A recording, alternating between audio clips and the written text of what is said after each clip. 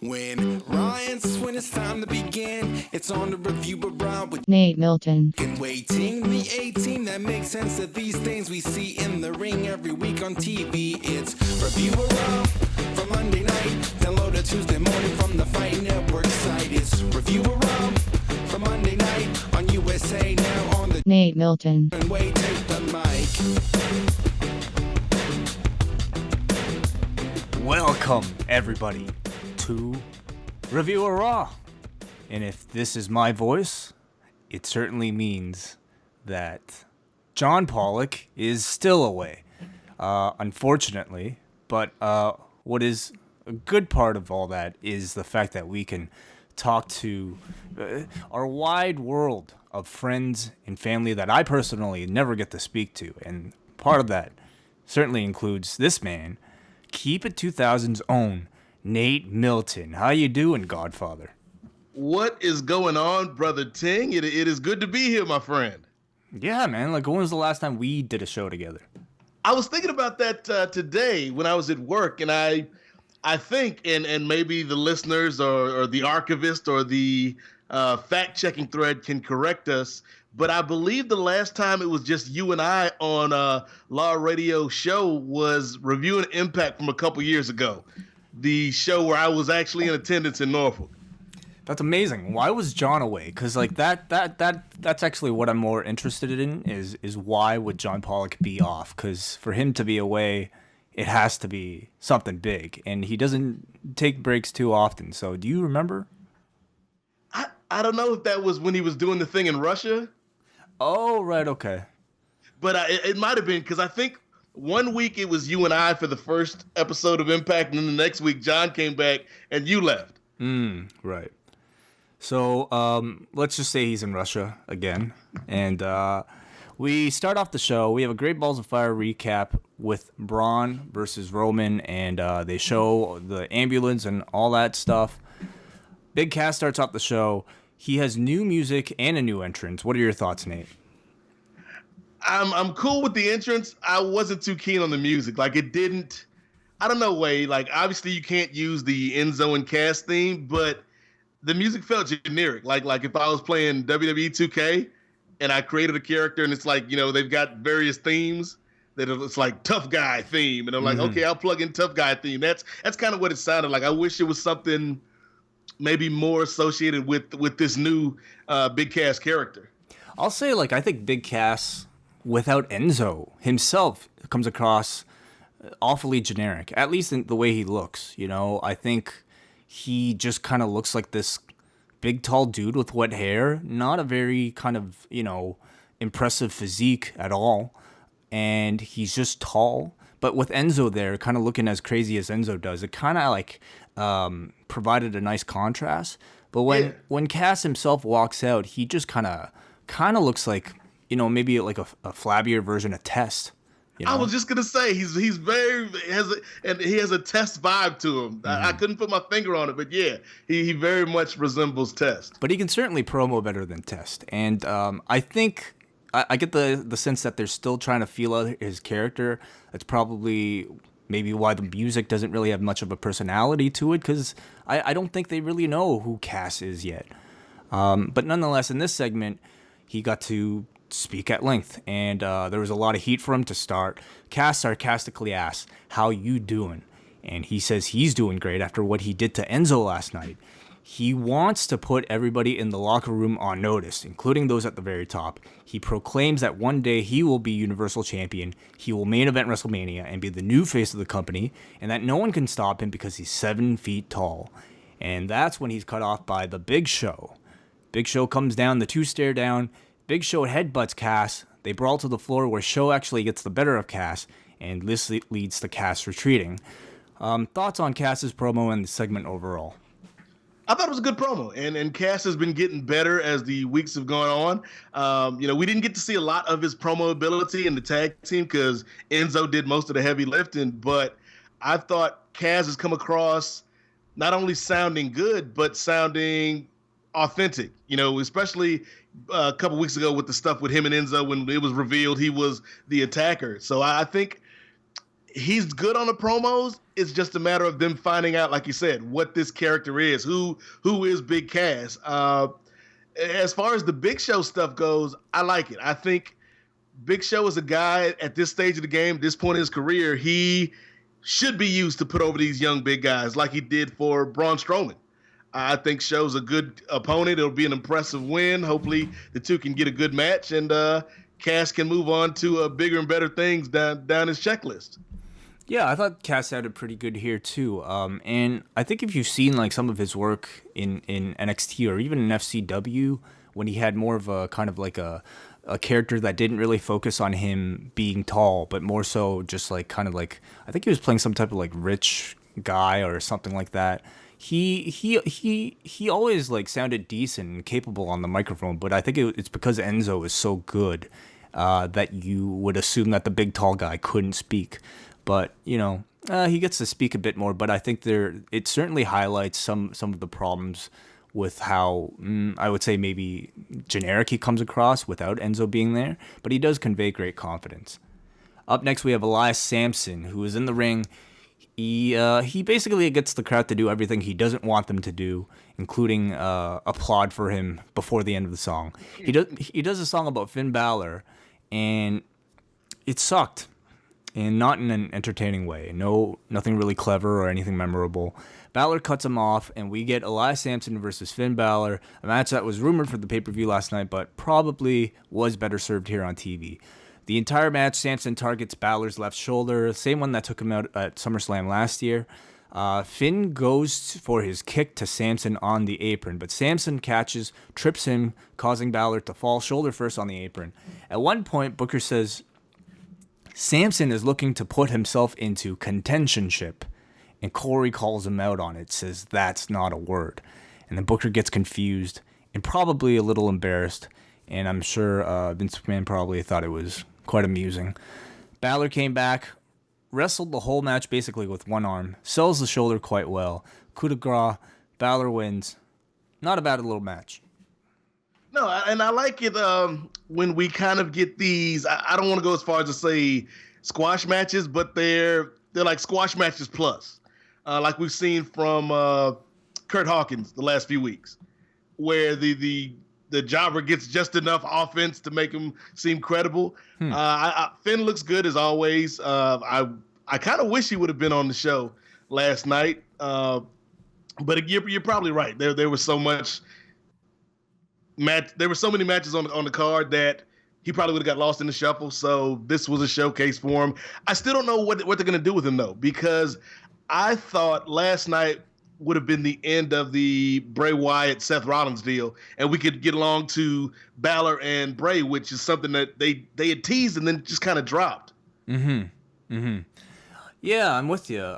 But it certainly looks like this is the end of this feud. I mean, you know, I think something else to note is that this was really Samson's first real feud. Like, he was kind of an accessory to the Dean Ambrose Miz thing for a little bit, but like Balor seems to be the first guy that they've really built him up for, and the fact that he lost, and not even in a pay-per-view match, in a TV match, I think seems to suggest, like, you know, this is Samson's role, at least for now. He is a mid-card comedy act for television.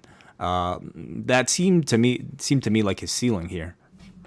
I was just gonna say, who do you think has the higher ceiling? Is it Elias Samson on Raw or Aiden English on SmackDown? Because they're kind of doing the same thing.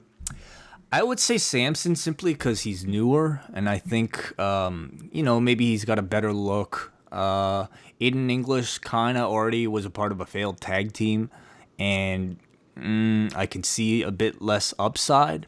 But they're both given gimmicks that really aren't. I don't think it'd be very tough for either man to kind of reach that upper level unless they really change, you know, kind of who they're about. Post-match, the Hardys come out to the ramp and congratulate and celebrate with Finn Balor. And Cole tells us that they're friends and that Jeff Hardy's daughter loves Finn Balor. Could you see anything in the future more to do with Finn Balor and the Hardys here? I mean, if the WWE does get access to the broken gimmick, I could easily see Finn or more so the Demon, as a part of that universe. But as for now, they're just three guys that like to hang out. They probably spent Memorial Day together, or the 4th of July, Independence Day. Yeah, they probably spent Independence Day together. Oh man, I'm trying to just imagine like them all hanging out together, like on the compound. Yes, Jeff Hardy's riding around on the lawnmower. Yeah, Finn's brought his Lego Death Star. Yeah, I'd watch that. The Hardys come. Thanks for coming out, Finn. My daughter's a big fan of yours.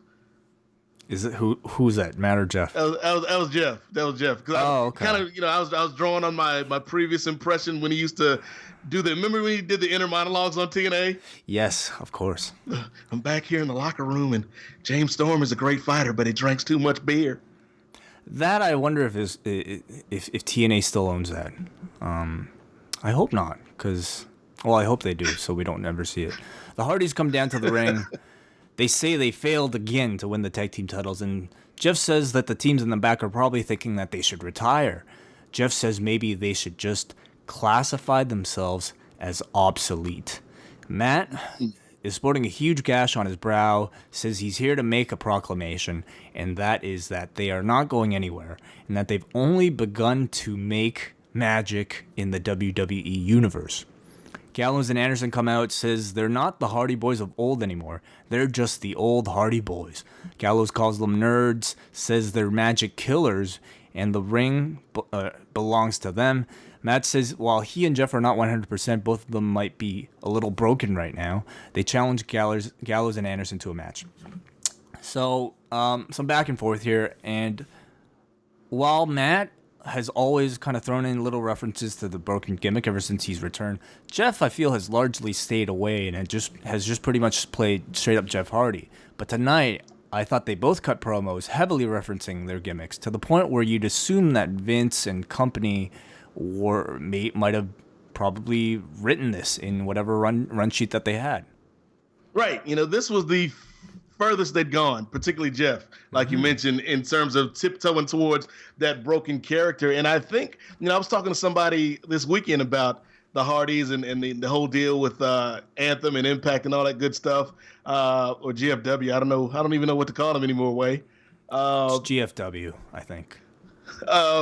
But he was like, if they wanted to, it might be smart just to kind of tiptoe up to the line and let the audience kind of take it from there until something gets resolved. Because, as long as you're on one side of the fence, you can imply something, but as long as you're not explicitly doing it, there's no legal ramification. So you think they'll continue doing this? And I think they'll continue to drop breadcrumbs, and they won't go too far with it, but I think they'll drop just enough hints, just enough clues that the audience that knows will get into it, but not enough to say, to say, hey, we don't have any blood on our hands. We're not culpable. The fans took this. The fans are the ones that started chanting delete. So I think that might be what they're tiptoeing up to, because as much as I love the Hardys, I don't really want to see another match with them and Sheamus and Cesaro. And I think this revival, no pun intended, of the 2000s Hardys is kind of run its course. Certainly. Don't you think, though, if they were to just continue doing that without actually delivering on some of those segments and, the full kind of Broken Hardys mythos, I mean, don't you think that has a shelf life too? How long can these audiences just be teased? That's true. I think it depends on where they are in the legal proceedings. But if they're confident that they're going to get it, I don't think it'd be a bad thing to kind of dip your toe in the water. But yeah, if they are still going to be wrangling in court for a while, then it might not be the smartest path, because after a point, yes, the fans will get. I think the fans are already at that point, to be honest, where they're restless and they want to see these characters in a WWE setting. Gallows and Anderson versus the Hardys. We come back from a commercial break, and Matt hot tags, delivers his delete head smashes into the buckle. Twist of Fate is countered with Gallows kicking Matt on the apron, then a magic killer, and then Gallows and Anderson magically win. And, clearly they're building up a new challenger. Two men in Gallows and Anderson who have been really lost as of late, but they're using the excuse that the Hardys are still damaged from the previous night. What did you think of the match? I thought it was okay for what it was. It wasn't either team's best showing. I actually was kind of surprised at the finish, seeing good old Sad Too Bad and Tex Ferguson pick up the win. And then the post-match actually got me even a little bit more intrigued because you're right. You know, they're setting up these new challenges, but it also begs a question because both of the teams that we saw involved with the Hardys tonight are heels, and so are your champs. So are one of these teams going to flip, or Sheamus and Cesaro going to flip back to the other side? Because I don't think, as good as these teams are in the ring, I don't think you'll get the fan interest if you got all of these heel teams fighting over the title. Mm-hmm. And as Nate mentioned, as Gallows and Anderson celebrate, they're interrupted by the Revival, who storm the ring and attack the already beaten down Hardys. Shatter Machine to Jeff, diving knee to Matt. So Raw is definitely looking like they're trying to put some much needed work in their tag division. And I mean, maybe it's just a case of them having mainly heel teams. So what do you see heading into SummerSlam for the tag division? What programs? I mean, it looks like from this that we're going to get the Revival versus the Hardys. Gallows and Anderson now can claim that they deserve a title shot after beating the Hardys. So I could see Gallows and Anderson certainly turning babyface.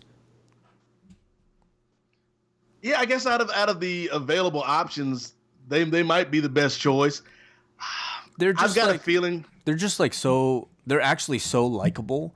Yes. But you haven't seen much of that personality on WWE TV. But anybody who's a fan of theirs, especially people who've been following them online, knows how likable, particularly Luke Gallows, can be. So I think they just need to let them run with something like that. Yeah, I mean, Gallows is a likable dude, and Anderson, like the stuff he posts online about his family and stuff, it's cool. So yeah, I could, and again, like I said, the stuff they did on Southpaw was maybe the best part of that little deal. So I could see that, but I do have a feeling in terms of what will be the tag division's place on SummerSlam.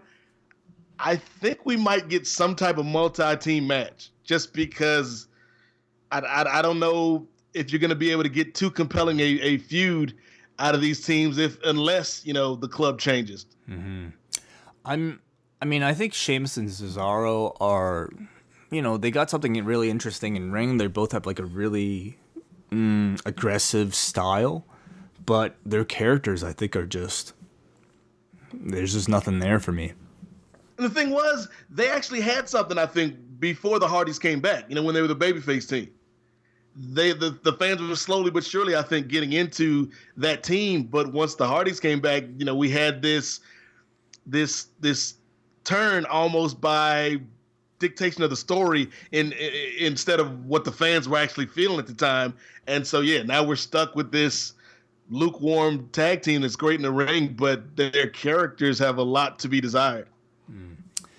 Up next, we got Miz TV, and this was a special edition of Miz TV. And aren't you glad you decided to review this with me, Nate?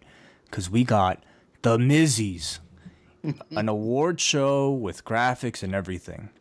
The first Mizzie, presented by The Miz, is for Best Supporting Actor, and it's a tie. Bo Dallas and Curtis Axel for their role in The Miztourage. The best part of this, probably the entire segment, was the crowd chanting, "You deserve it," at Bo Dallas and Curtis Axel, who have been Yep. who have been a part of this thing for like 3 weeks? At most. So real quick, though, because I know being the esteemed wrestling journalist that you are, Way, you probably had a poll at the office for the Mizzies, but much like people do at Oscar time. Did you have the Miztourage winning Best Supporting Actor? Oh, I had a whole viewing party here for these 10 minutes. I called all my friends. Are you asking me seriously? Best Supporting Actor? Just because I had Lonzo Ball as Best Supporting Actor. Well, I didn't know he was nominated, but yeah, certainly. That would have been my choice, Lonzo or LeVar. Anybody but LaMelo. Maybe the Bear. Again, this feud. nothing against Miz, because I'll get into how much I love the Miz, or how much I've started to love the Miz when you get through describing the segment. But this feud has been kind of all over the place. We've had grandfather clocks, we've had basketball players, we've had guys in bear suits, we had Elias Sampson at the beginning of the feud. Now we got the Miz Taraj. It's a lot of stuff. Very true. Bo Dallas thanks The Miz, says he changed his career and his life. Axel, who now kind of like has like a, how would you describe his new hairstyle? It's very subtle. It's just like a combed over front part.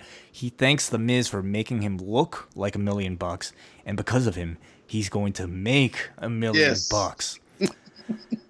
The MIZZIE for the most beautiful, gorgeous, sexy leading lady goes to Maurice.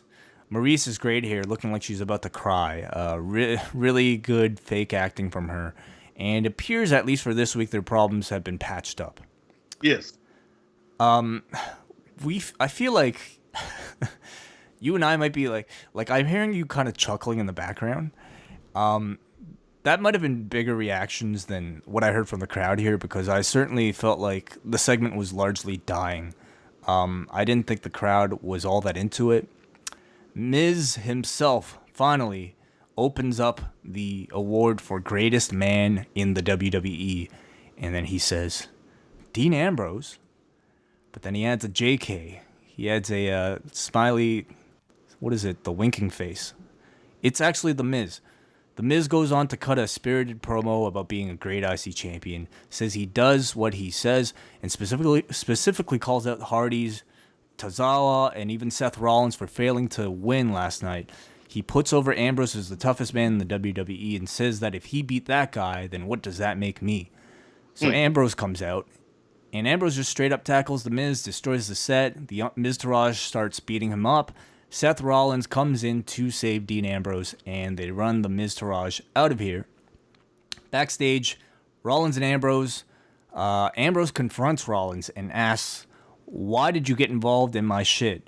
Says he doesn't trust Rollins, and says Rollins screwed up the Shield, and says there won't be a Shield reunion here, and tells Rollins to stay out of his battles. Your thoughts, Nate? I really enjoyed this segment. I thought Miz did a great job.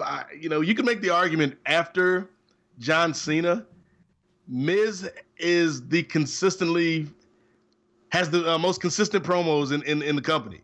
I love Kevin Owens and I love Enzo, but to me, Miz week after week is given a lot of material that should on paper not succeed, and he makes it succeed. I wish this version of the Miz was the Miz that won the world title, back in the day, instead of that guy, because I hated that guy, and not in a good heel heat way, just in a get the hell off my TV screen way. But this Miz works for me. The crowd wasn't really that into it, and I don't know if they're tired of this feud, because I certainly am tired of this feud. I think it should have ended at Great Balls of Fire. But I love Miz's promo, and I like the little attention to detail, which the WWE is not always the best at. But mentioning Seth Rollins is the trigger to bring Seth Rollins out. So it's not just, hey, these two guys, Ambrose and Rollins, used to be in a stable together, and that's why Seth came out. It's because Miz provoked him, so that made sense. Mm-hmm.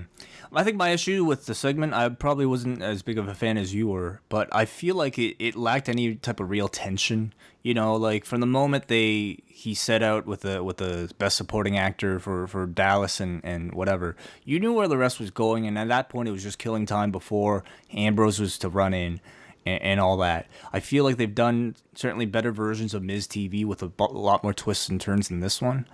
But I like the fact that they're not just teaming up Rollins and Ambrose just because they're both faces. I think there's a lot of story to be told in sort of a Rollins redeeming himself to regain Ambrose's trust. And that seems to be the bigger story here, with the Miz program kind of being the setup for it. And then, to be honest, there should be no redemption. I love you, Wai Ting, but if you and I were we were doing a podcast, and then you got big and TSN promoted you to be the face of the company, and then you hit me over the head with a cinder block and a sledgehammer, we're not friends anymore, Way. Like, I don't even want to work with you. So I get that wrestling, the enemy of my enemy is my friend, but realistically, in storyline, there should be nothing short of Seth Rollins saving Dean Ambrose's life that should make these guys team together again. Maybe he'll do that. Maybe he'll do that by the end of the show. You don't know that.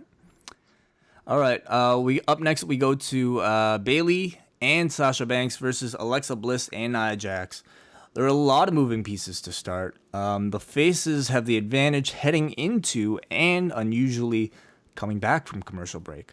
Nia whips Alexa into a corner. Real quick, did you notice something during? I don't know if they showed it up there, but down here we got the ad for the Kurt Angle 24 special.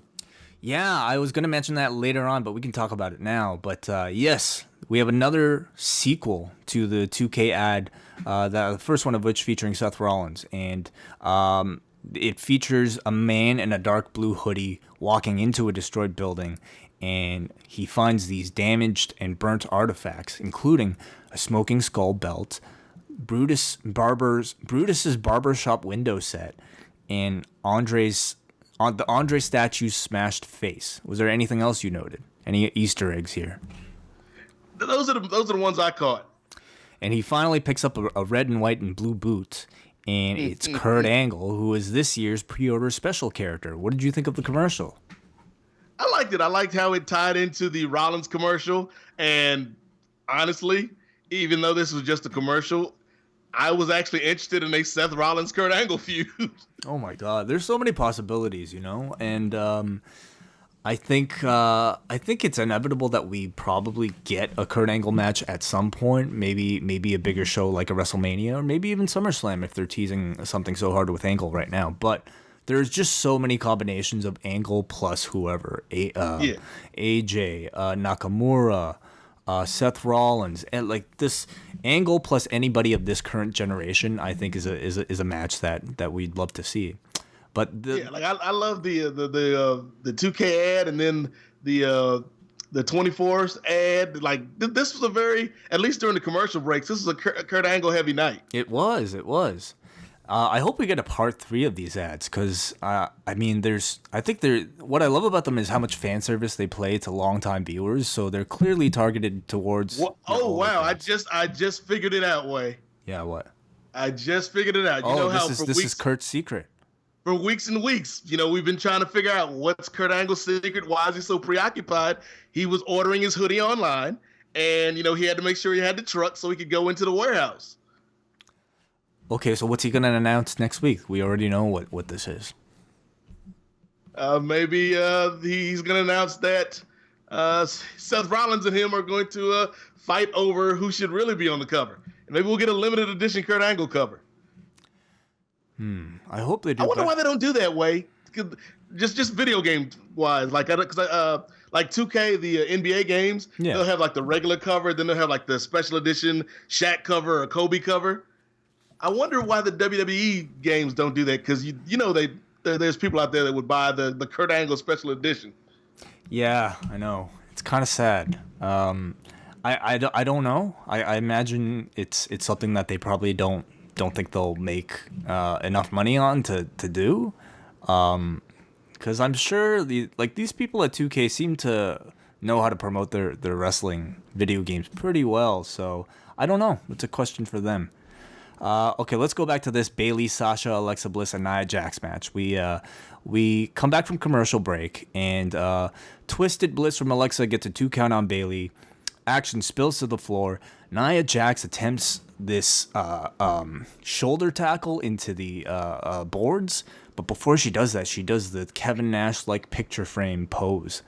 So maybe watching her Kevin Nash tapes is Nia Jax. Sasha gets out of the way. So back in the ring, Bayley schoolgirls Alexa. Nia is not there for the save, and Bayley pins the women's champion. Did you like the match? It was okay. I've seen better from all four, but it was okay. And the finish actually surprised me, because we've been talking for a while about how Bayley has felt like an underutilized character. on this program, and so to have her get the pinfall instead of Sasha, it intrigues me. Like, I don't know where they're gonna go with this, but it certainly caught my attention.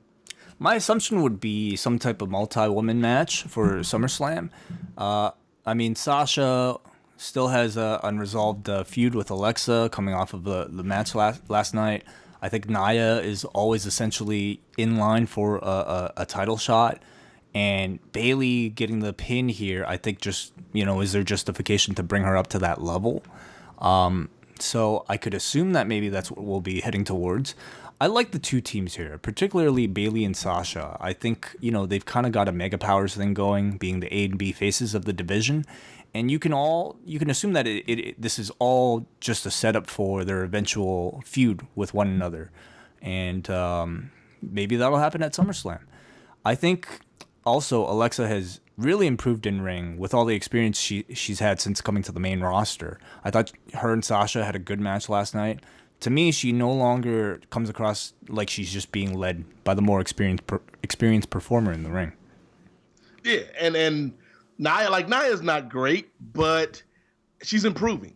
And I think that, the gauntlet match from a few weeks ago, I thought she performed admirably in that match. And so, yeah, I'm a fan of Nia. I'm a hashtag nihilist. But wait, is that what they call her fans? I just made it up. Hopefully it'll take off. I love it. Hoping it'll become a thing. But I think it's too early for her to get the belt, but I do like the idea of them keeping her strong and then, kind of being this badass force that at any time could run through the division. Yeah, I do. I agree with you that I think she's improving in the ring. She's still, of the four here, certainly the weakest. But I'm actually a bit more concerned about her promo. I think, the thing about Alexa is that while she might not always have been the best in the ring, I think her promo has always been excellent from the moment she got into SmackDown. I don't feel the same way about Nia. So we haven't really seen her perform kind of to a great length as of late. Yeah. Hopefully she's been practicing a lot in her spare time. She's another one who I don't think they really had a grasp on her character when they promoted her. Mm-hmm. Other than, she being bigger than the other girls. Like, that seems to be like the only character trait that they've given her thus far. Yeah. And there's just something that to me that doesn't even work about the monster thing. 'Cause she just she's got a really pretty face. So you don't really think monster, when you see her. She's just she's bigger, but the way she carries herself in ring, you think that they're telling her to play, King Kong Bundy or something. Yeah, well and then they kind of brought her up to be like the female version of Braun Strowman, when they both kind of started around the same time. And it works for Braun because he looks, like you said, like a monster. He looks like a scary dude, but Nia is physically bigger than the other girls. But yeah, she's very pretty. So I don't know what character they could have come up with for her, because as we've already seen on this Raw roster, they have had some trouble when it comes to transitioning some of these girls up from NXT, particularly in the case of Bayley. So I don't know what the right way to go with the Nia Jax character would have been. She actually, when you just look at her, she actually looks like more of a friendly person, She looks more the biggest, she's the biggest girl there, but she also seems like somebody that you could be friends with. So, I feel like her look kind of plays more towards, a friendly giant type of character, even though, I don't know. I don't even know if that's the right way to promote her, but playing kind of the quiet monster, intimidating monster. Nia Jax should be like a great Khali when he was party time Khali. Maybe not that particular type of monster. But okay, what remember in Glow, Machu Picchu, Yes, yeah. Somebody like that, who's actually likable but is bigger and is intimidating when she's wrestling, but has a ton of friendly personality when she's actually speaking. That's a good call, Wade. That is a really good call. Up next, we got Shattered Dreams production, and this week's quote: Are you gonna bark all day, doggy? Are you gonna bite? From Reservoir Dogs. I don't remember this quote. Do you? It sounds like I haven't seen Reservoir Dogs in forever, but that quote certainly rang a bell. But yeah, it's been so long since I've seen that. Goldust says Truth, even though he tried to ruin his premiere last week, the Shattered Truth is a box office smash, and says tonight he's going to give the audience an encore performance. He says normally a sequel isn't as good as the original, but nothing about him is normal. Roman and Strowman, we get another recap. The announcers are really putting over the fact that Strowman walked away from the incident, and he's continuing to be built up like a total babyface. Yes, yeah, which I don't get it. I don't get it, Way. Why not? Like, I get that the crowd is reacting to him as a babyface, as they should, but from the story, like the story the company is telling me, he shouldn't be the babyface. You know what I mean? Because he's been the aggressor this entire time? From the story they're telling me, Roman was the guy that, kept getting jumped, and then Braun kept taking these shortcuts. So Braun should be the guy that I boo, but he's certainly the babyface in this story. Maybe a lot of people feel like they might have executed a double turn last night. Do you think that's possible? Or are heels and babyfaces just not even something that they really care about to properly kind of define anymore, and they just want people who hate each other? I think that's part of it, but I also think Roman is like the ultimate X factor, because they've tried to book him as a white meat babyface, and the fans aren't taking to him. So, they seem to want to have their cake and eat it too. They want to have this guy that the older fans and the hardcore fans can boo, but somebody that I guess sells T-shirts to kids. But I don't even think he succeeds on that level. Like, he's not John Cena. No, certainly not. But I'll definitely say I think this version of Roman, whatever he is, heel or babyface, is way more interesting than the Roman we've had, maybe a year ago. Yeah, ever since the Undertaker match, I'd say he's been more interesting. Like, that first night back after WrestleMania, when he's like, this is my yard now, after getting booed for 15 minutes. Like, I like this version of Roman. I just don't know what he is. Do you need to, though? Do you need to know? That's a fair question. Because we talking about Spider-Man. We watched a movie with people with different ideals. I'm going to go back to Civil War. With Tony and Cap, you can make the argument that Iron Man was the heel in that movie, but Iron Man had some valid points. And what Cap did at the end of the movie, you could say Cap was kind of the heel because, what he did to Tony. I guess we don't really need to know in order to enjoy the story. But I just find it an interesting way. It's a little food for thought. Goldust and R-Truth. No doubt who the heel and babyface I don't find this interesting way at all. Okay. Well, they do have a match here. Goldust starts chopping Truth's knee. He starts working on Truth's left leg, and obviously it has zero effect because immediately after, Truth gets into his offense, which mainly consists of kicks. Heel kick, axe kick. Goldust kicks the knee again, drives Truth into the ring post, and then hits his finisher for the clean victory. The final cut.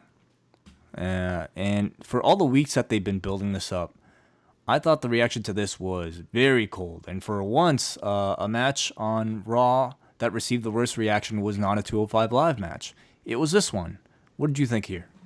Yeah, other than seeing Truth hit the lie detector, which I feel we haven't seen in forever, I was not a fan of this match. Like, I wasn't a fan of Truth coming to the ring rapping when he's supposed to be, pissed off at his former friend. Very true. The match wasn't terrible, but it just, like you said, there was no energy in the arena for this thing. And I don't know if it would have gotten a better reception at Great Balls of Fire or not, but it didn't exactly light my world on fire, which is a shame because Goldust, like the vignettes, they've been working for me, but this match was not a box office hit. I think everything they've done started off really interesting. I think the nostalgia of the Goldust promos, I think they're still done really well, but they never like evolved them. You know what I mean? Like this was probably like the fifth or sixth one he's done, and at this point they're just sort of been the same thing. And you're talking about two people whose star power is already quite low to begin with. So I mean, up until this point, they would have had all that time to hopefully raise that star power, but I can't really say that they have all that much. And so you get a segment like this where the crowd just sees two jobbers fighting each other, and unfortunately, they never managed to elevate that heat that they kind of created when they started off this feud.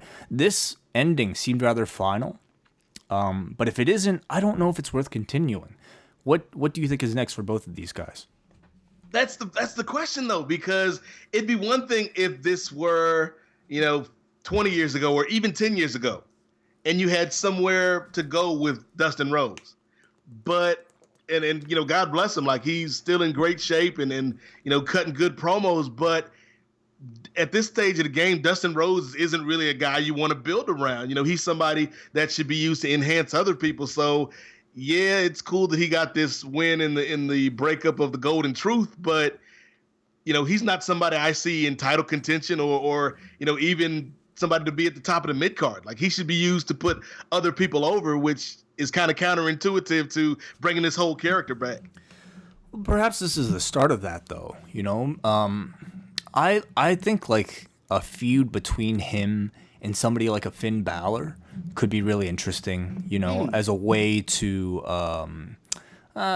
build Finn and any of your up and coming baby faces, especially like going to kind of like the more like I guess netherworldly sides of a lot of the characters that exist on Raw right now. Maybe that's his purpose, and maybe that's the ultimate purpose for all this. But it definitely looks like, Goldust won here, so he looks to be the one that they're continuing with. Yeah, and mentioning the netherworldly characters and the kind of far out storylines, if they do bring in the Broken Universe, I could easily see Dustin's kind of sliding into that. Yeah, like I feel like the Raw in particular has such a playground for all these like wacky characters now that you could do something really fun with all of them. You have obviously you have the Hardys, you have Balor, you have Bray, you have Goldust, and anyway, we'll see if they manage to create anything. Maybe they'll just like do what GFW is doing right now and continuing that style of storytelling with other characters. What's to stop the WWE from doing that? That's true. Yeah, because shout out to GFW. Like that tag match at Slammiversary, which on paper should have been terrible, was actually pretty fun. So maybe they can kind of get into that spirit, and we'll have some fun vignettes and storylines with these characters. I want more of that and less of your House of Horrors. I don't need that anymore. Kurt Angle comes out to the ring and introduces us to the WWE Universal Champion, Brock Lesnar. Kurt references their WrestleMania 19 main event and then congratulates Brock, says he thought Joe could beat him, but he couldn't. Kurt says he thought Brock would like to hear who he has picked for his SummerSlam opponent, or at least his opinions of who Brock should face next.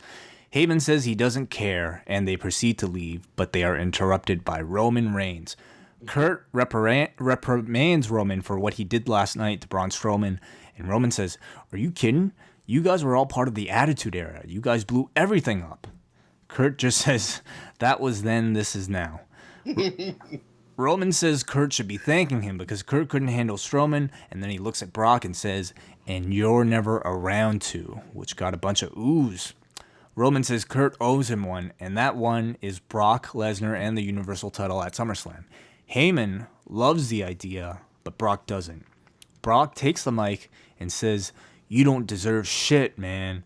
And the crowd gasps because he said a bleeped bad word on live TV. That's when Samoa Joe comes out. Crowd is really into Joe, chanting "Joe, Joe, Joe" along to his entrance. Joe says they're all living in a fantasy land and he's here to drag them all back to reality. Brock, I don't know about you, Nate, but I sense like a bit of ad-libbing here because they seem to be stepping over each other, and typically, like in instances like that, You can tell when somebody maybe flubs a line, but this felt a bit more real, you know? So perhaps this was ad-lib, perhaps this was just mistimed, I don't know. But Brock says the reality is that he kicked Samoa Joe's ass last night. Joe responds, says he'll put Brock to sleep soon enough. Fans reacted huge for the interaction with these two. Joe says Brock merely escaped him and looks at Roman, and Joe says Roman has never beaten him. Heyman continues to vouch for Roman to get the title shot and looks at Joe and says you will never get a title rematch with Brock, playing off of their great interaction last month because, after all, this was the man who choked him out. Joe says he has Brock's number. Roman says Joe certainly didn't show it last night. Joe says Roman is very mouthy for someone who lost to Braun. Roman says, look at me, and then look at Braun if you can find him. Great interaction, I thought, between all four of the men here. And Angle makes Roman versus Joe for the #1 contendership next week. Yeah, I really like this. You know, this was, for me, the main event of the show. Mm-hmm. I thought all the guys did a great job. I really liked Roman, you know, coming up with the reasons why he should have been the #1 contender, because at first, when Kurt named Roman the #1 contender, it didn't make sense. You know, like, dude just came off of a loss, and you're making the #1 contender. So I liked Kurt really didn't, though. Roman just showed up. I mean, that's what Roman does. It is technically his yard, I guess, Way. But I liked what Roman's logic. You know, I solved your problem. I took a problem off your hands. I've beaten the Undertaker. I liked Roman's thought process here. But I solved your problem by killing the problem. I mean, he's effective. You can't knock the man for being effective, Way. He would have been more effective if he had a gun. But this isn't the Attitude Era. They can't do that. Oh, yeah. That was then. That was then. This is now. Mm. But yeah, I liked it. I like Joe and you know, Brock and Heyman, of course, is as good as always. And as much as I'm looking forward to the match with Joe and Roman, I kind of hope it's a screw job finish, because I want to see more interaction between these three guys. I think the rumor is Roman versus Brock at SummerSlam, so that can be, it's probably the way that they're headed. But judging from this segment, it is clear the crowd still really wants to see Joe versus Brock again, because anytime those two squared off face to face, these two lit the crowd up, and I get the sense that Brock probably wants to have another match with Joe instead of another match with Roman, who we've all seen, you know, a number of times already. So we talked real quick, Wait, because we talked about Great Balls of Fire off the top, and you know, the main event, and obviously Brock is the guy that they have a lot of money invested in. But just from a viewing standpoint, would you have put the title on Joe last night, just from a TV show standpoint? No, because I think I don't mind Joe losing. You know, I kind of wish the match would have gone on a little longer. But I think if you're going to beat Brock Lesnar, somebody can afford a loss first and then struggle really hard to win it again. That way you could just do another match coming out of it. So I would save, if there is a title change between Joe and Brock, to save it for a rematch. And also because of SummerSlam and knowing kind of where they're headed towards SummerSlam, I didn't expect it. But that said, I love the segment. I thought, like you said, probably the main event of the show. The interaction between Joe and Brock and Paul just felt really real, you know? And I don't doubt that a good deal of ad-libbing probably took place, and this crowd was just loving it. So, you know, I love that Heyman keeps bringing up the fact that, you know, Joe is the Samoan that the other Samoans don't like. Because, like, to me, I think any combination of these three guys is gonna could be a big time match. Like, I think Joe and Roman down the road, even though we've already seen it on Raw, I think you could build that up for a pay-per-view. Completely. A line like that completely just like is done to serve the feud between Joe and Roman, and it's something that I feel like only Heyman is writing, and because it's also not something that's been communicated to any of the announcers. They don't make mention of that. The fact that Joe is kind of this like black sheep of the Samoan, family. and it's not in any of the promos or anything like that. So I hope that's a threat that they continue to pick up on and they continue to build when they do a further feud between Roman and Samoa Joe at some point.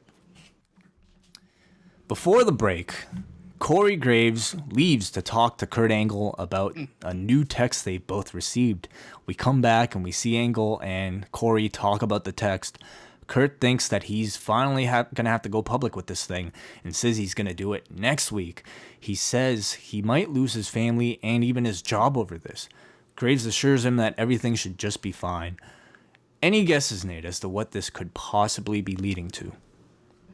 I've got a guess. It's not going to be correct, but it made me chuckle tonight.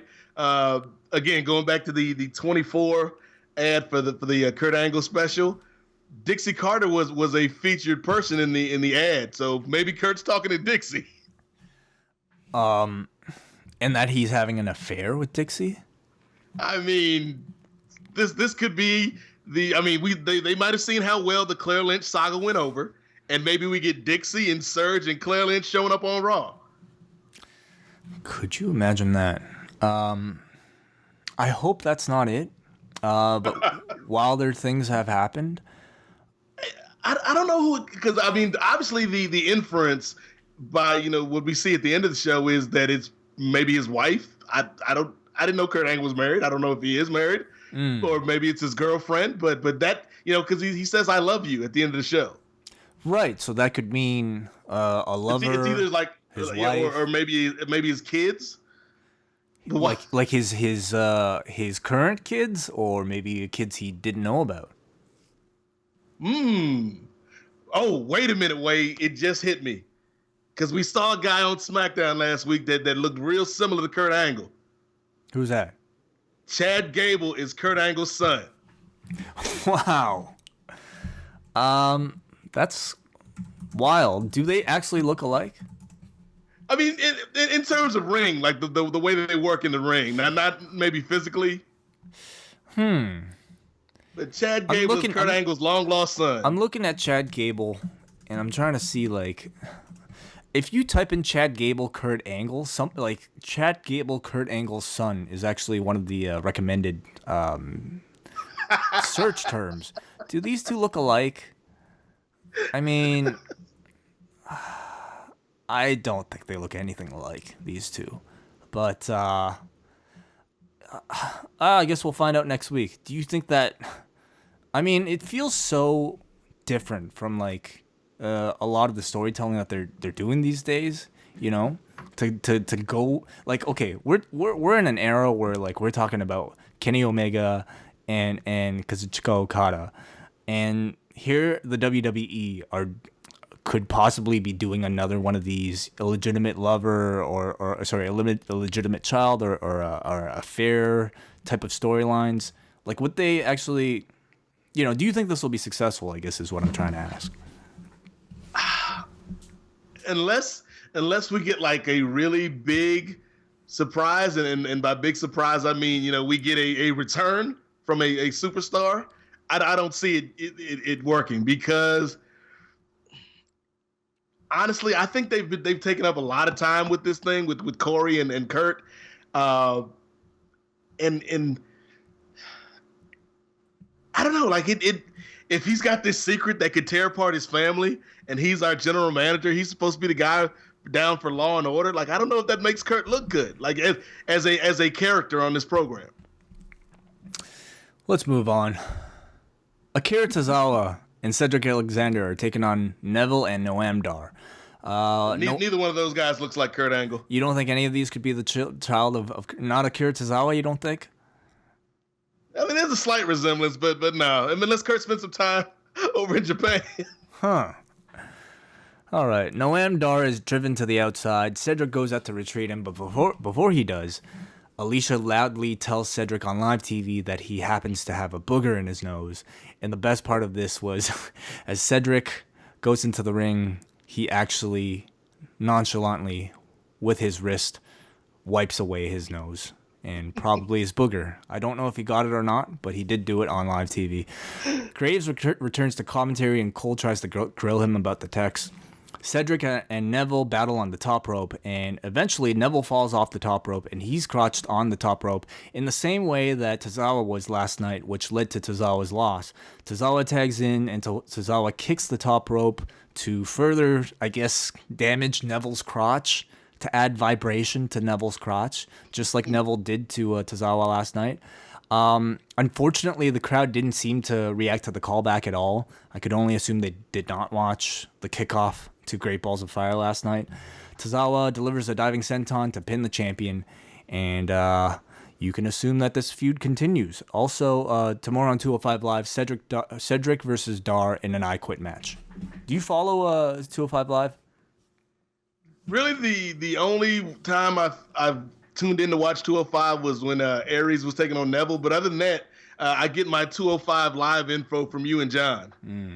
Okay, well, you could be thankful that you won't have to watch 205 Live tomorrow. That task will go to your partner on Keep It 2000 in Brian Mann. And I've given Brian the option to not watch it, but he might be a trooper and might actually... I think, like, for him, watching SmackDown in itself is probably a challenge, but we'll see if he watches 205 Live. I think it will, because he's very particular. I think he's a completist. So yeah, he'll watch 205, he'll watch Talking Smack, he'll watch the whole shebang bang. Charlie is with Seth Rollins backstage, and Charlie asks Rollins why he's out there interfering in the Miz Ambrose deal when he should be focused on his main event with Bray tonight. She throws in a really bad eye pun in there. I don't care enough to repeat it, but it's notable because the eye injury or the eye poke last night was how Seth Rollins lost the match, and it plays into the match tonight as well. Rollins says, What's so funny? I'm sorry, Wade. I'm sorry. I've got ESPN in on the background with the sound down, and tonight was the kickoff to the All-Star game. Mm-hmm. So they had the home run derby and the celebrity softball game, and what I did not know until moments ago was they had like a concert to open things up, and Pitbull, WWE's Pitbull was the performer, and he's dancing and singing a Pitbull song with his jersey tucked into his pants like he's playing left field for the Marlins. Oh wow, interesting. So it's quite a sight. So Google. What were his pants? What kind of pants though? Baseball pants. He's wearing a baseball uniform with sunglasses. Wait, and you can't. What kind of jersey? It's a baseball jersey tucked into his pants, like but it's not that, you can't tuck your shirt into your pants because that's how you do it when you play. Yeah. But he's not a baseball player, Way. He should just, rock the jersey untucked. Like he's got it tucked in like he's getting ready to suit up. Okay. I'll have to, I think that's a visual gag I'll have to see to really get. On that note, while we're on a tangent anyway, what was the WrestleMania theme song this year? I know Give me the green light. Yeah, give me the green light. Anyway, so I was watching Nickelodeon recently, and you know that they do like whatever the Kids' Choice Awards. Yes. So they've hired who the fuck is this? Flo Rida? Who is it? Yeah. They've hired. Oh no, this is Pitbull. What am I saying? It was I think it was Pitbull featuring Flo Rida and Lunch Money Lewis. It's a double whammy. Pitbull and Flo Rida. And they've hired Pitbull to do a version of Greenlight called Green Slime. And it's you have to just Google Green Slime Pitbull, and you can see this brilliant video with kids. Isn't Cena hosting that again this year? That I'm not aware of. I'm not sure, but because then they'd have like 3 WWE Hall of Famers: Pitbull, Flo Rida, and John Cena. Oh my God, that's too much for me. Anyway, enough of a Pitbull discussion. I'm gonna edit all this out, by the way. Anything to do about Pitbull. All right, we go to Charlie and Seth Rollins. Blah blah blah blah. Rollins says he didn't go out there to just help Dean Ambrose. He just wanted to shut the Miz up, and then cuts a rather generic promo about Bray Wyatt. Bray Wyatt cuts in and says something about Rollins being a sinner and that he won't deny Bray again. You watched this, didn't you? Yes. Can you tell me what was said here?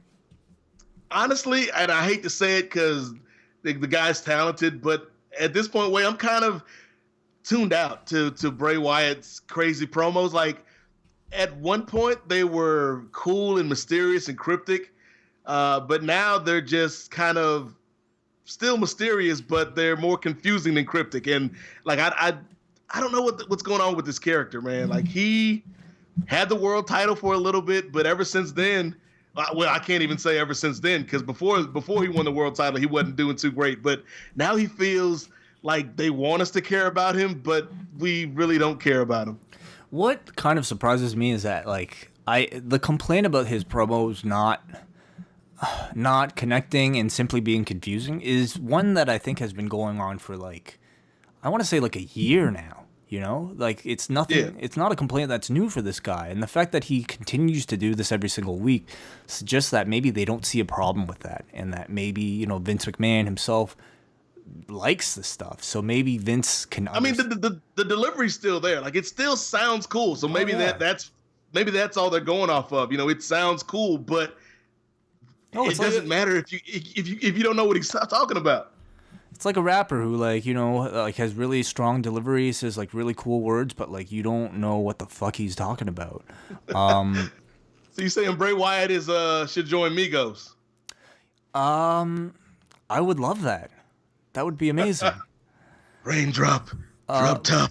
Migos should actually be in the WWE. I think they'd be fantastic characters. Anyway, so here Bray is talking about like Rollins denying him. What is Rollins exactly denying him of? He won last night, didn't he? Yeah, he won the match. Well, I'm sure people will let us know. But we go to the main event tonight, Bray Wyatt versus Seth Rollins.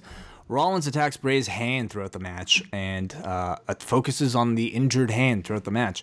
Crowd starts doing the wave as we come back from commercial break, and the camera makes sure to go in very tight on Bray's rear chin lock so that we don't see it. But despite the wave, I thought the crowd was actually really into this match, and in particular Rollins and his comebacks. Rollins delivers a springboard clothesline, a blockbuster, Falcon Arrow, all for near falls. This is awesome chance. Rollins with the schoolboy, but Bray kicks out and in the process hits Seth in the injured eye. And another deliberate headbutt from Bray nails Seth again in the eye. Seth is covering his eye, can't see out of it, and Bray takes the opportunity to hit Sister Abigail, earning himself another victory on Seth Rollins.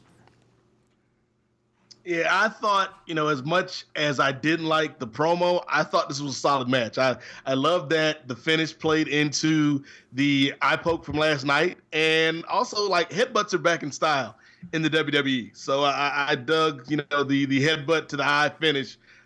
Fake headbutts. For Bray. Fake headbutts, not real headbutts.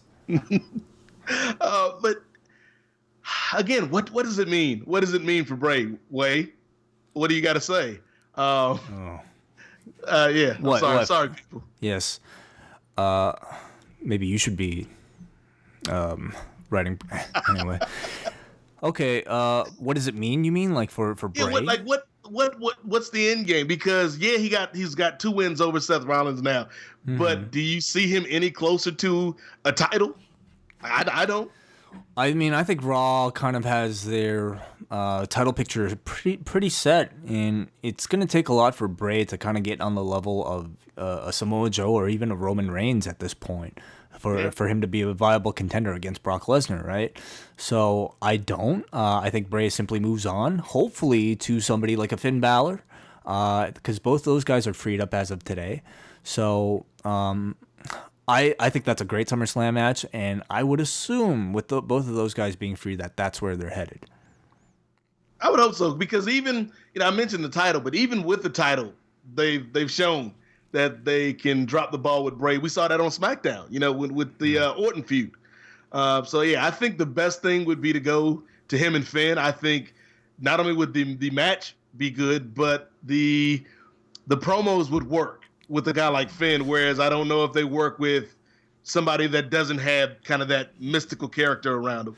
Do you think? Yeah, you're right. The Bray promos would work. But I worry because what we've talked about Bray, he is like a strong. I guess his delivery is strong, but his sense and like I would say like how he connects to the audience isn't all that strong. And Bray and Finn himself, I don't think is kind of a strong enough promo to to carry a feud. You know what I mean? But he's gonna have to be, especially if they have to do all that storytelling again to re-educate the audience about like why this demon thing is happening, who the demon is, why he has to bring it out, and of course, it being SummerSlam, he needs an excuse to bring out the demon deal, and so I would assume that they probably have a lot more like video packages set for these guys. It could be very good, but it could also be very bad. That is true. Like I think, as we saw in NXT, the best way to kind of get Finn and a lot of people over is through those video packages and those sit down interviews. And I think Finn is very effective communicating in that form, but he's not the guy that you stick a mic in his hand and have him go out and talk for 15, 20 minutes. That's just not what he does. So I would hope that they would take care with this feud, because it does have the potential to be an intriguing match at SummerSlam, but it could just as easily turn into, House of Horrors in Brooklyn. Mm-hmm. Post-match, Bray teleports out of the ring, and in comes Miz and the Miztourage, and they gang up on Rollins, but out comes Dean Ambrose with a chair, and repeated shots to the Miz's back with the chair from Dean, and the on-again, off-again relationship between Dean and Seth is on again. So that story continues. The final scene from Raw we see is Kurt Angle in the back. He's on the phone, and he tells someone that he asks someone to be with him at Raw next week and says, "I'm proud of you. Let's tell the world together. I love you." So we talked about what it could be. What do you think they're hinting at? Like, what do what do you think they want the audience to think? I mean, obviously, like some type of lover, maybe maybe a homosexual lover, maybe, something like that. I'm proud of you. Let's tell the world together. Do you get that sense? That would be really progressive and also really dangerous in the hands of the WWE. Interesting. Well, that'd be cool though. Like, kick it up a notch. Let's, not only have the gay relationship, but let's make it an interracial gay relationship. And Kurt Angle is in love with a fellow former SmackDown GM, and it's Teddy Long. Wow. Well, that would be out of nowhere, certainly. What did you think of Raw tonight overall, Nate? Raw is such a mixed bag way, and you would know this better than anybody, doing this show week after week with John. In a 3-hour show, it's hard to be consistently good to great for 3 straight hours. You're going to have filler. You're going to have segments that don't connect. But this show, coming off of a solid pay-per-view, you had a really good segment with Brock, Joe, and Reigns that I thought was the highlight of the program. The main event match was solid. So there was some good wrestling on this show. The Cruiserweight match wasn't bad. It wasn't a great show, but it wasn't terrible either. So, and I haven't done this in a while. I'll give it a 6 out of 10. Oh, 6 out of 10. I mean, I would tend to maybe favor it maybe a 6.5 out of 10. I thought this was a solid maybe C+ edition of Raw. Nothing kind of mind-blowing at all, but I'll say like the Joe Brock stuff continues to be really good, so I hope that they can drag that out for at least another week before we kind of have to say goodbye to that for now. They seem to be building, beginning to build towards SummerSlam with some interesting angles, particularly in the tag division. Cass versus Big Show seems to be something that they're working on, at least for the next few editions of Raw. I don't see that going all the way to pay-per-view. Goldust Truth was a dud, and this Kurt Angle thing, I mean, they have a lot to live up to here, and let's see what happens. I'm keeping an open mind. Will you stick around for feedback, Nate? I will stick around not only for feedback, but for some Spider-Man Homecoming talk. Oh, of course, that's right. Well, do you want to read feedback with me? I will. I will read feedback with you. It's been a long time since I've read from the people. Hey, I'm proud of you. Let's tell the world together. Yes.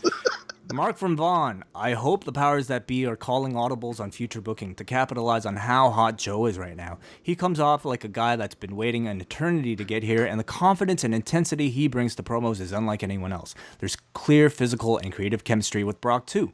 If we get a 4-way for the title at SummerSlam, would you go ahead and put the title on Joe to give him a run before Roman inevitably takes it into Mania? What do you think, Nate? I think I would. Mm-hmm. I think I would, just because that's in a 4-way. That's a way to get the belt off of Brock without Brock having to lose, and it would set up a really cool Roman Joe program that we talked about. It certainly is a lot of months before WrestleMania, and if they wanted to have somebody kind of hold the belt before Vince can get his, whether it be Brock versus Strowman match or Brock versus whoever match, I think Samoa Joe is certainly a very good candidate. I think for what I feel like was supposed to be a throwaway time filler feud, Samoa Joe has really stepped up and really proven himself to be like, he's just like stolen the show. And like, I would say like even in a segment like tonight that was largely designed to build Roman, all it really did was like showcase how much we want to see Joe versus Brock again. So I would say like he's certainly shown, I think the entire world that he is a very deserving everybody wants to, I think, can already see him as a championship level guy already. So I think it's inevitable that he wins, whether it be before Mania. I'm going to agree with you. I'm going to say that's likely. Yeah. Yeah. Your turn. All right, let's go with Jeremy. The Revival beating up on the Hardys was great. I was hoping for more so they can write them off for a while, or at least Matt, then they can come back broken. Does anybody actually care about Seth freaking Rollins or Bray Wyatt? They've really dropped the ball on these two since Mania. Reigns comes off a loss and says he's number one contender. Why? Because it's his yard. That's valid, right?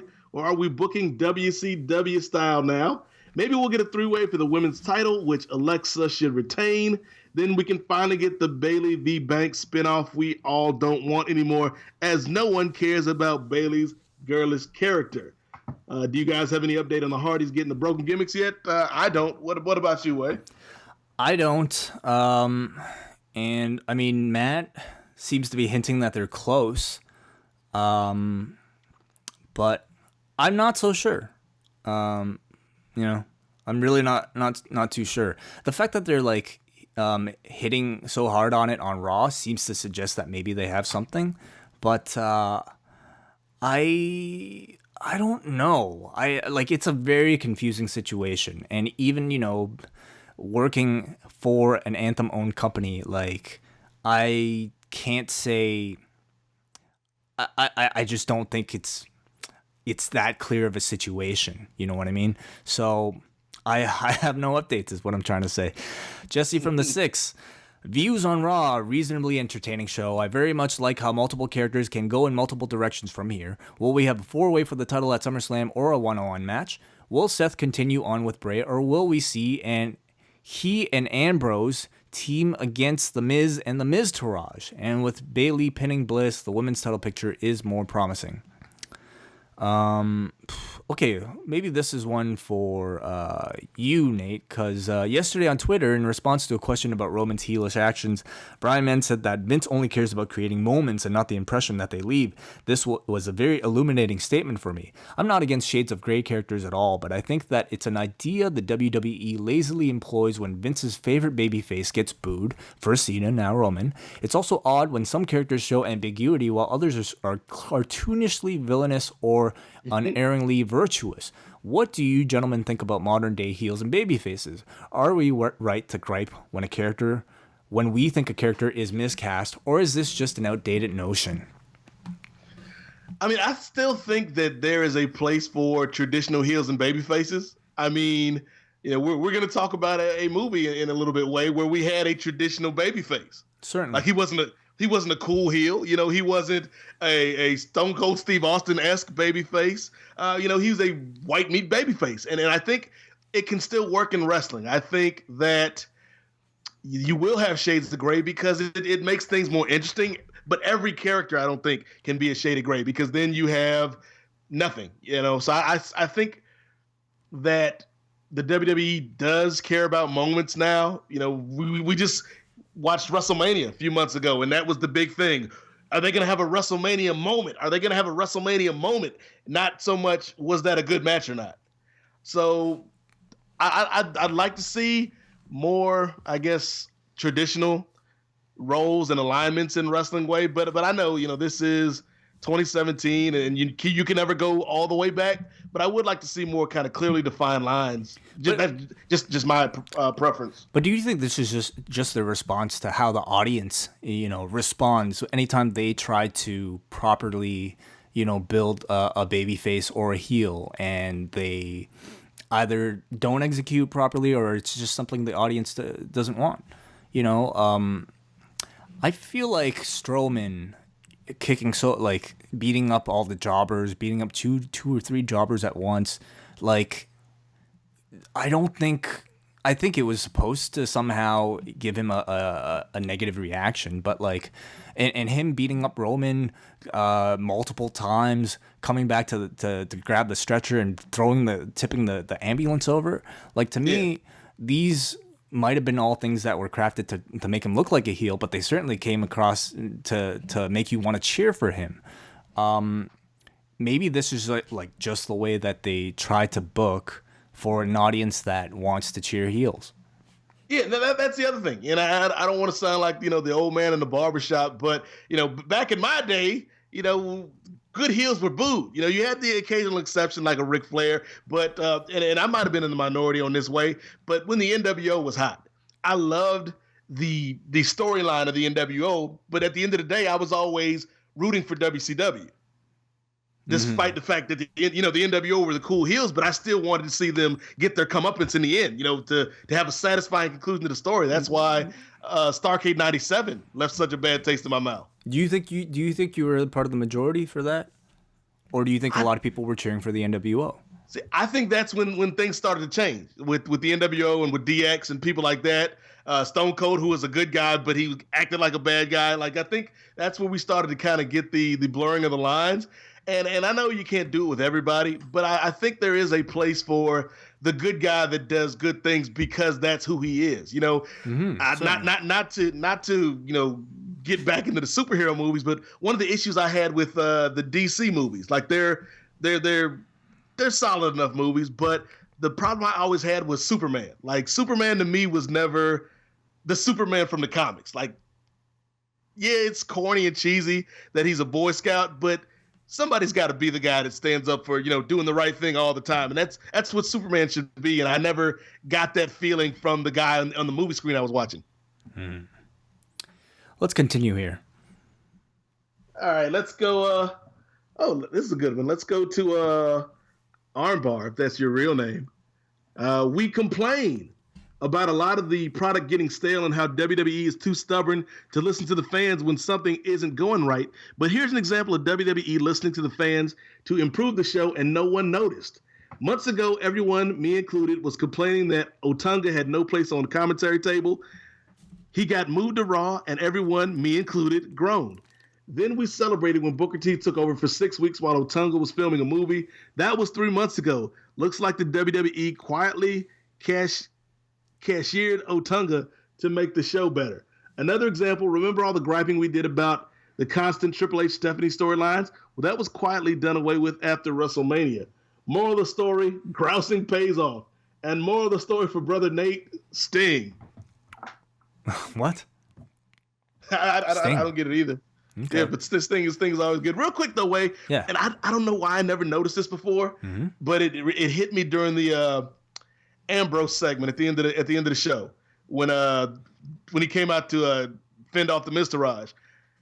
I don't know why, but it just hit me like Corey and Booker are both playing variations on a heel announcer. Because both of them like approved of the Miztourage's actions, but in different ways. Yep, that's true. I'll say similar to the question that we were just asked earlier, I would say that both of their roles are not as clearly defined as they may have been, let's say, 20, 30 years ago. I don't think Corey plays a straight up heel announcer at all. Sometimes he sides with the heel, but sometimes he'll side with the babyface. And I think Booker is kind of the same. So maybe I agree with you that the two of them are kind of playing a similar role. and that being kind of shades of gray announcers. Yeah, it is interesting. Yeah, that's just kind of their modern philosophy. Anyway, but I mean, would the team work better if it was one straight up babyface and one straight up heel? Maybe.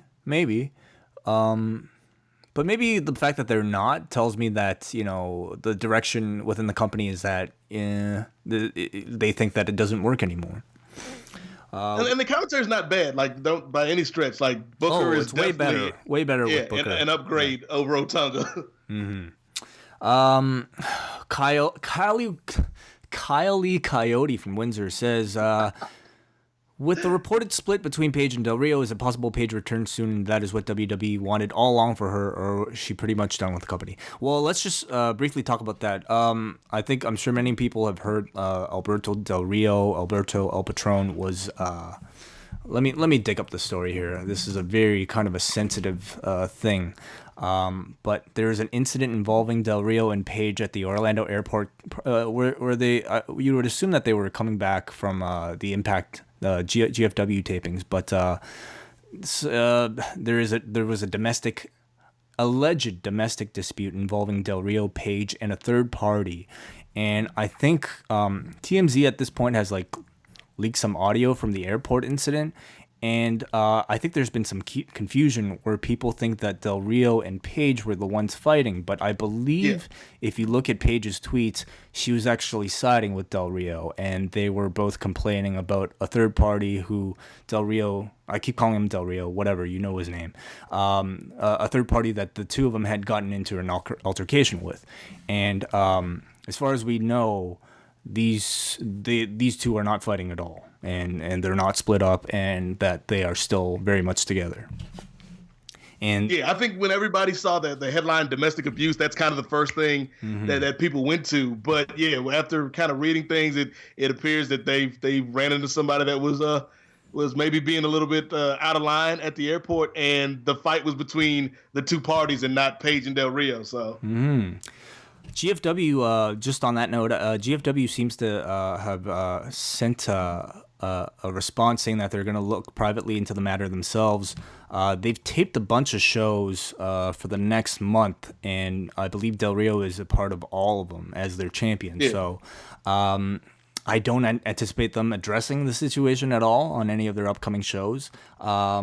I don't also see how they would edit around any of these shows, nor whether or not they would feel the need to. But anyway, that's just the update on Del Rio. Do you think Paige will ever come back to the WWE? That's a tough one, Way, because on the one hand, she's still really young. And, you know, she's got a lot of life in general and life in this business ahead of her. So anything is possible. But I think, and I've said this for a while, I think maybe the best thing for both parties would be to kind of break away from each other for a while.